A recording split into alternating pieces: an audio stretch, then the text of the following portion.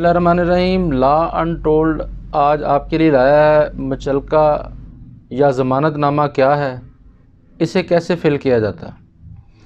اکثر ہم عدالتی احاطے میں جب آتے ہیں اور پوسٹ ٹیسٹ بیل جب ہو جاتی ہے ملزم کی، تو فوری طور پر شور شروع ہو جاتا ہے، جی مچلکہ فل کریں، جی مچلکہ لائیں، جی مچلکہ لائیں۔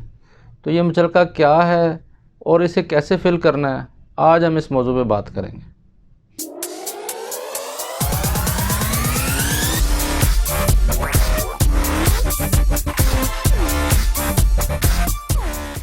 اچھا، یہ جو آپ کو اسکرین پر دکھایا جا رہا ہے، یہ مچلکہ و ضمانت نامے کا وہ کنونشنل پرفارما ہے جو آپ کو کچہری میں کسی بھی جگہ سے مل جائے گا۔ تو اور اس ویڈیو کی ڈسکرپشن میں ہم نے بھی اس کو اپلوڈ کر کے اس کا لنک دیا ہوا ہے، وہاں سے بھی اس کو ڈاؤن لوڈ کیا جا سکتا ہے۔ تو جیسے ہی ہم پوسٹ ٹیسٹ بیل میں جب ہمیں جج صاحب ضمانت دے دیں، تو ضمانت جو ہے اس میں اس کا کانسیپٹ یہ ہے کہ یہ جو ملزم ہے اس کو جوڈیشل کسٹڈی سے نکال کے اس کا فزیکل سیلف جو ہے وہ حوالے ضامن کر دیا جائے۔ تو یہ ایک پرفارما ہے جو ایک مخصوص فارمیٹ میں فل ہوتا ہے۔ جو ینگ لائرز ہیں اکثر وہ جو ہے وہ اس کو دیکھ کے پریشان ہو جاتے ہیں اور اس کو فل کرنا انہیں نہیں آ رہا ہوتا۔ تو اسے فل کرنے کے لیے جو پری ریکوزٹ ہیں، جو ہمارے پاس چیزیں ہونا چاہیے، وہ ایک کم از کم بیل آرڈر ہونا چاہیے جس میں بیل الاؤ کی گئی ہے، وہ ہمارے سامنے ہو۔ اور دوسری سب سے نیسیسری چیز ریمانڈ پیپر ہے، جو کہ میں آپ کو یہ ریمانڈ پیپر دکھا رہا ہوں۔ یہ ایک فرض کر رہا ہوں کہ یہ ایک ریمانڈ پیپر ہے جو کہ اب شہر میں ہمارے لاہور میں اس کو ٹائپ کرنا شروع کر دیا انہوں نے۔ تو اس طرح یہ ایک ریمانڈ پیپر جو ہے وہ نظر آئے گا۔ تو یہ جو ریمانڈ پیپر پر ملزمان، جیسے اس میں ندیم مسیح، محمد اقبال، محمد یاسر اور محمد خان اور واجد علی نظر آ رہے ہیں، یہ ان کے جو نام اور ایگزیکٹ ایڈریس اور جو مقدمہ نمبر بجرم تھانہ جو ہے، یہ ایسنس ہے اس فل کرنے کا اس مچلکے کو۔ اگر یہ اس میں ذرا سی بھی زیر زبر کی غلطی ہوئی تو یہ آپ کی روبکار جو ہے وہ جیل سے واپس آ جائے گی۔ اور جو ینگ لڑکے ہیں وہ عموماً کیئر نہیں کرتے، وہ کیا کرتے ہیں، اپنی جو بیل انہوں نے لکھی ہوئی ہے وہاں سے جا کے کوائف لکھنے کی کوشش کرتے ہیں، اور وہ وہاں سے لکھے گئے کوائف جو ہیں وہ میچ نہیں کر پاتے۔ یہ وہ درخواست برائے حصول ریمانڈ حوالہ جوڈیشل 14 یوم جو ہے، یہ وہ آرڈر ہے جو کہ جب ملزم کو جیل بھجوایا گیا تو یہ والا آرڈر اور یہ کوائف جو ہیں وہ جیل میں درج ہیں، اور وہاں جس کو جو جیل میں کلرک ہے وہ اس کے کوائف کے ساتھ روبکار کو میچ کرتا ہے۔ تو ہم یہ ایک فرضی جو ہے پرفارما مچلکہ و ضمانت نامہ فل کرنے کی کوشش کرتے ہیں۔ تو سب سے پہلے جو ہے اس میں جو لیفٹ کارنر ہے جو کہ اس میں فل نہیں ہوا اس میں ہم نے مقدمہ نمبر لکھنا ہے اس کا، جیسا کہ اس کا مقدمہ نمبر اس مقدمے کا 1485/20 ہے۔ اب اس کے بعد بجرم لفظ لکھنا ہے، بجرم، کہ یہ کس مقدمے میں یہ بندہ جیل میں ہے۔ ایک تو 379 اس میں آ گیا، پے ہے۔ نمبر 2 اس میں جیسے ایز اٹ از اس میں لکھا ہوا ہے کہ دی پنجاب، اس میں تھوڑا لمبا ہے، یوزلی یہ لمبا ہوتا نہیں ہے، یہیں پر یہ میں نے جو ہوتا ہے مائننگ کنسیشن رولز 2002 اور اس کے ساتھ 218 لکھا ہوا ہے۔ بالکل ایز اٹ از اس کو ہم نے اس کو جو ہے وہ کاپی کرنا ہے، بالکل اس میں کوئی رعایت نہیں ہے ہمارے پاس۔ اب یہ دا لاہور ڈیولپمنٹ اتھارٹی لکھا ہوا ہے، تو ہم اس کو LDA بھی لکھ سکتے ہیں، لیکن میں اس کو چونکہ SOP کو ہم فالو کر رہے ہیں تو ہم اس کو پورا لکھیں گے جو ان کے پاس ہے، دا لاہور ڈیولپمنٹ اتھارٹی ایکٹ 1975، اور اس کے آگے یہ 18 لکھا ہوا ہے، اور اس کے نیچے آنا ہے تھانہ۔ یہ کون سے تھانے کا معاملہ ہے؟ یہ کانا لاہور کا۔ اب یہ لیفٹ کارنر میں لکھنے کی بنیادی وجہ یہ ہے کہ رائٹ سائڈ پر ہمارا جو ہے وہ سٹیپل ہوتی ہے، رائٹ سائڈ یہاں پر ایک ID کارڈ ضامن کا لگتا ہے اور 2 گواہان کے لگتے ہیں۔ تو جب وہ یہاں آ جاتے ہیں تو ویزیبل رکھنے کے لیے یہ لیفٹ کارنر جو ہے وہ مختص کیا گیا ہے ان 3 باتوں کے لیے جو کہ روایتی طور پر یہاں پر آتی ہیں۔ اس کے بعد ہم نے آنا ہے ٹائٹل میں۔ یوزلی یہاں پر جج صاحب کا نام آتا ہے، جس وقت بیل گرانٹ کی جاتی ہے تو اس وقت ہمیں پتہ ہوتا ہے کہ یہ کون سے جج صاحب نے یہ آرڈر کیا، جیسے کہ اس میں شبیب ظفر باجوہ صاحب ہیں، judicial magistrate first class Lahore, model town courts Lahore. تو یہاں پہ ہم لکھیں گے بعدالت جناب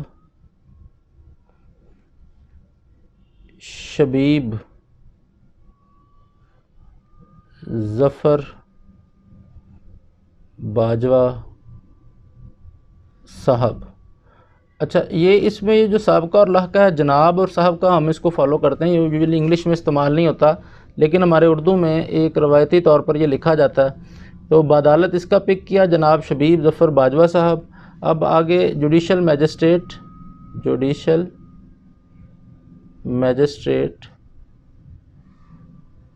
first class model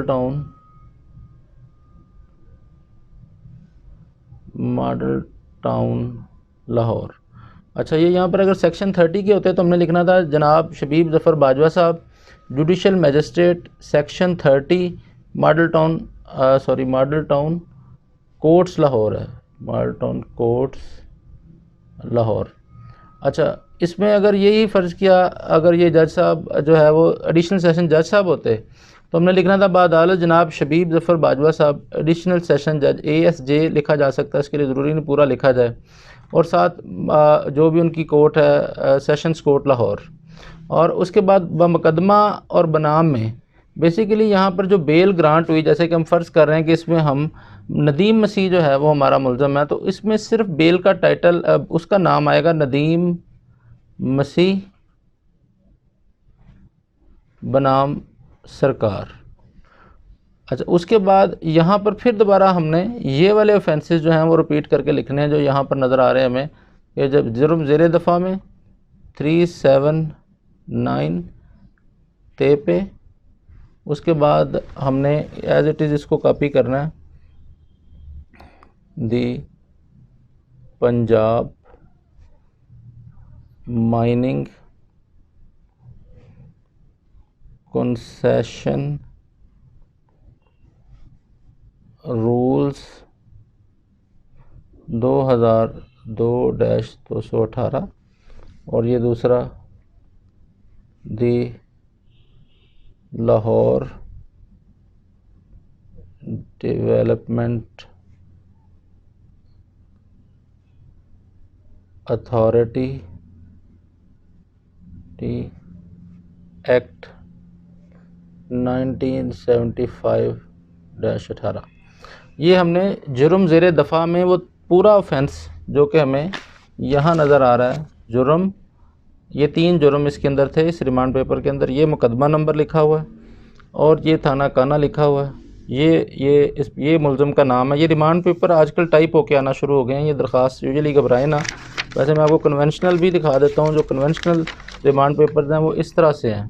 remand paper سے مراد وہ درخواست جو پولیس والے دیتے ہیں، یہ درخواست برائے ڈسچارج تھی، تو وہ روایتی طور پہ اس شکل میں ہم دیکھنے کے عادی ہیں، جو کہ علمت کے پاس یہ اوریجنل چھوڑ کے جانے کے پابند ہے، اور فوٹو کاپی جو ہے یہ پولیس افسر جب جو ہے وہ وہاں ساتھ لے جاتا ہے، لیکن یہ اوریجنل کورٹ کے ریکارڈ میں موجود ہوتے ہیں۔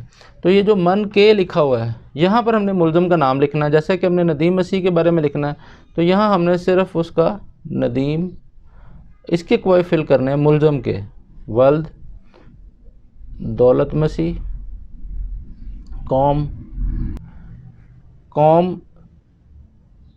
عیسائی، ساکن خالق نگر۔ اچھا، یہ ہم نا اس کو فل کریں بلو پینسل، چونکہ اس وقت بلو پین اویلیبل تھا، ادروائز یہ زیادہ کوشش کرنی چاہیے کہ یہ بلیک سے ہو، کیونکہ بلیک کی فوٹو کاپی صحیح آتی ہے۔ تو ڈاکخانہ خاص دلو کلاں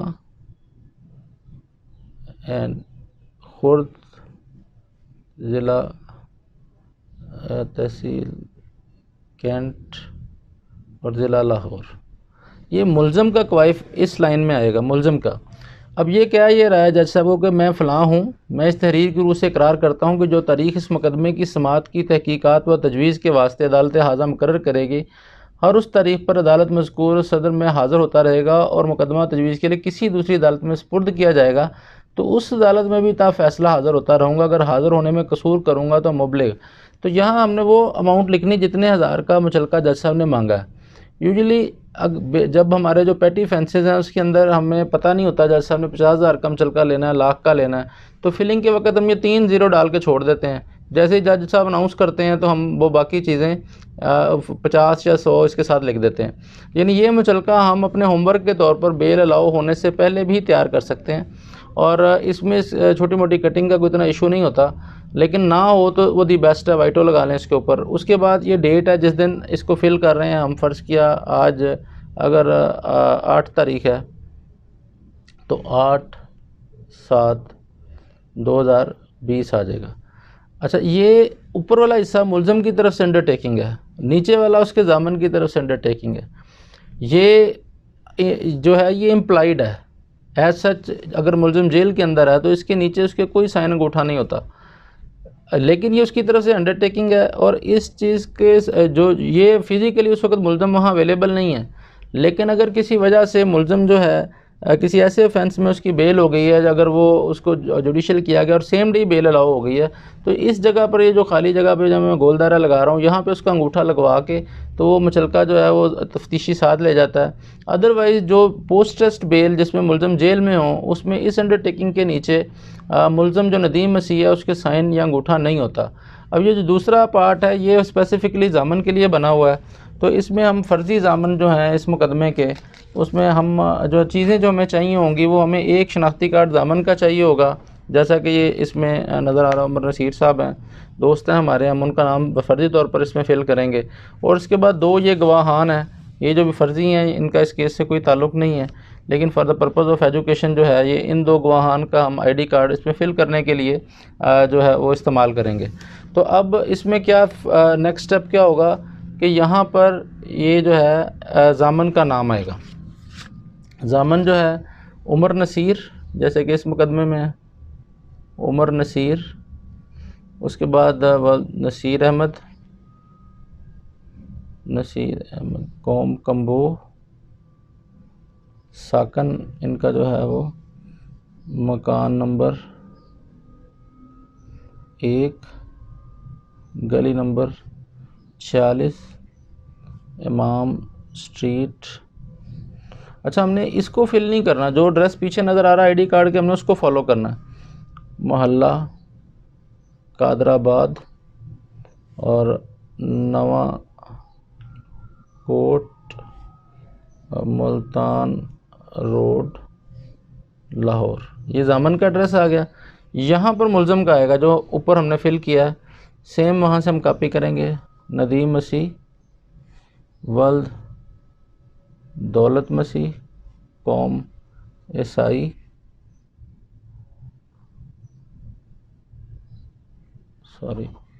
دوبارہ لکھ لیتے ہیں، عیسائی، ساکن مذکورہ بالا پتہ. ویسے یہاں پہ جگہ تھوڑی اس لیے میں نے مذکورہ بالا پتہ لکھا ہے، ادروائز جو ہے وہ پورا پتہ بھی لکھا جا سکتا ہے. یہاں پہ کا ضامن ہو کر یہ کہہ رہے ہیں کہ میں ان کا ضامن ہو کر اس تحریر کی روح سے اقرار کرتا ہوں کیا یہ جو بھی تاریخ مقرر کی گئی ہے اس پر یہ ملزم پیش ہوگا. ادروائز میں جو ہے وہ حکومت پاکستان کو بطور تاوان اتنے پیسے جتنے کی یہ شورٹی ہوئی ہے، فرض کی ہم 50,000 اس میں فکس کر لیتے ہیں، تو 50,000 میں حکومت پاکستان کو دوں گا. اس کی نیچے یہی ڈیٹ ہوگی 8/7/2020. یہاں پہ لکھا جائے گا ضامن مذکور، یہ لفظ ہے مذکور جو ذکر کیا گیا اوپر. اور یہاں پہ گواہ نمبر 1 جو ہے ان کا آ جائے گا، اوپر جگہ چھوڑنی ہے سائن اور انگوٹھے کے، آصف رضا ولد عبد الغفار، اور اس کے بعد اسماعیل نگر اور محلہ حاجی دی کھوئی گلیکسو لاہور کینٹ. اور اس کے بعد یہ علی رضا صاحب ہیں، علی رضا ولد محمد سلیم، کہاں کے رہائشی ہیں جی؟ یہ ڈاخانہ خاص کھارا تحصیل و ضلع قصور. یوزلی ہم اس کے اندر جو ہے وہ سائن کے ساتھ لیفٹ تھم امپریشن بھی لگواتے ہیں. یہ جگہ تھم امپریشن کے لیے، یہ سائن کے لیے. یہاں پہ اسی طرح یہ انگوٹھا لگے گا ضامن کا، اور یہاں پر ان کے سائن آ جائیں گے جو ہے وہ گواہان کے، اور ان کے بھی سائن اور جو ہے وہ انگوٹھا. لیٹسٹ بائی اب یہ بھی کہا جا رہا ہے کہ جی آپ فون نمبر جو ہے وہ بھی دیں ضامن کا، کیونکہ ماڈرن ڈیوائسز کو ہم یوز کرتے ہوئے یہاں پہ اس کا نمبر دے دیں. اور یہ کسی شہر کے اندر یہ بھی پریکٹس ہے کہ ملزم کو فون نمبر بھی مچلکے کے اوپر ہی وہ مانگ رہے ہیں ہمارے سے. اس کے ساتھ ساتھ جو کہ 2-3 سال پہلے یہ پریکٹس تھی کہ وہ اس کے علاوہ جو ہے وہ اسی مچلکے کی بیک سائڈ پر جو منقولہ جائیداد ہے اس کی لسٹ بھی مانگتے تھے، جو کہ ابھی آج کل نہیں مانگی جا رہی. لیکن لسٹ منقولہ جائیداد ملکیتی